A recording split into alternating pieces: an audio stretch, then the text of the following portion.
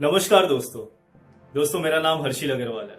दोस्तों मैंने आपसे कहा था कि मेरे आज के वीडियो में मैं आपको बताने वाला हूँ reconstruction of Gregorian calendar, only change is permanent. लेकिन मुझे लगता है कि एक सरप्राइज लेना चाहिए।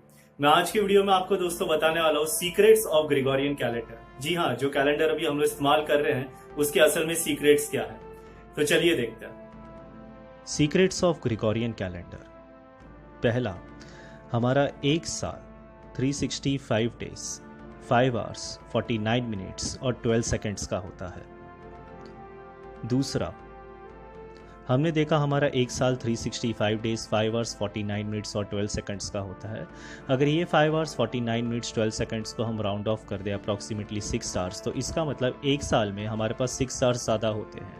तो दूसरे साल में हमारे पास 12 आवर्स ज़्यादा हो जाएंगे, पिछले साल के 6 आवर्स और ये साल के 6 आवर्स।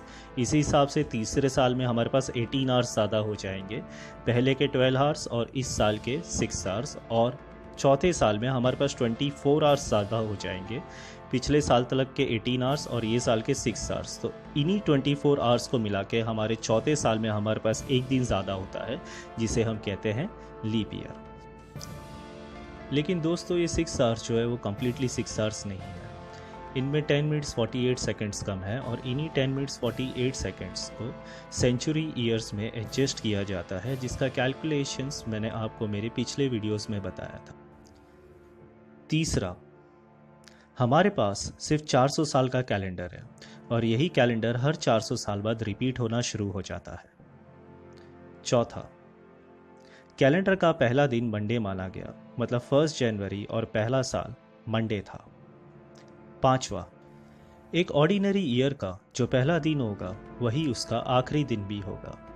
1 जनवरी 2017 संडे था, 31 दिसंबर 2017 भी संडे ही होगा। छठवां, एक ऑर्डिनरी ईयर में जो साल का पहला दिन होता है वो उस पूरे साल में 53 टाइम्स आता है और बाकी सब 52 टाइम्स आते हैं। 1 जनवरी 2017 संडे है, ये इस पूरे साल में 53 टाइम्स आएगा और बाकी सब 52 टाइम्स। सातवां, 31 डेज के महीने में जो दिन पहले 3 तारीखों में पड़ते हैं वो उस महीने में टोटल 5 बार आते हैं और बाकी दिन 4 बार। ऐसे ही 30 डेज के महीने में जो दिन पहले 2 तारीखों में पड़ते हैं वो उस महीने में टोटल 5 बार आते हैं और बाकी सब 4 बार। उदाहरण के लिए अगर 1 जनवरी मंडे है तो उस महीने में मंडे, ट्यूसडे, वेडनेसडे टोटल 5 बार आएंगे और बाकी सब दिन 4 बार। आठवां, महीनों के असली नाम और उनका मतलब। जनवरी, लेनेरियस, रोमन गॉड ऑफ गेट्स, द्वारपाल। फेब्रुवरी, फेब्रुअरियस, मंथ ऑफ प्यूरिफिकेशन, आत्मा की शुद्धि। मार्च, Matias, Roman God of war, युद्ध के देवता। अप्रैल, अप्रैलियस, टू ओपन, जैसे फूलों का खुलना होता है इस मौसम में। May, Maius, goddess of spring time, बाहर के मौसम की देवी। June, Junius, Roman goddess, wife of Jupiter को कहा जाता था। जुलाई, लूलियस, जूलियस सीजर के नाम के बाद इस महीने का नाम रखा गया। अगस्त, अगस्टस, एम्परर अगस्टस के नाम पे इस महीने का नाम रखा गया। सितंबर, जो उस ज़माने में भी सितंबर कहा जाता था, जिसका रोमन भाषा में अर्थ था 7।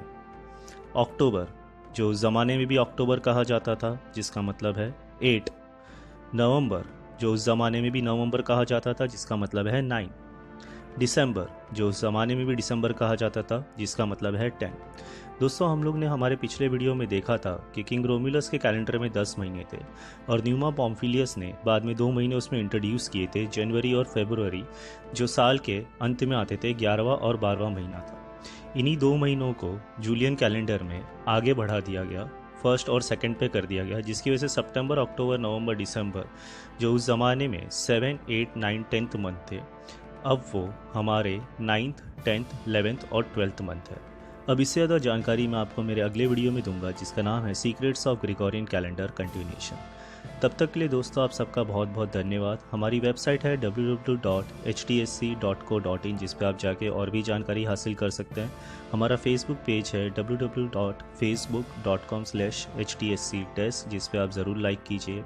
हमारा यूट्यूब चैनल है HTSC हर्षिल अग्रवाल, आप सर्च कर सकते हैं, या फिर हर्षिल्स टाइम सेविंग कैलेंडर सर्च करके उसे ज़रूर सब्सक्राइब कीजिए। Thank you.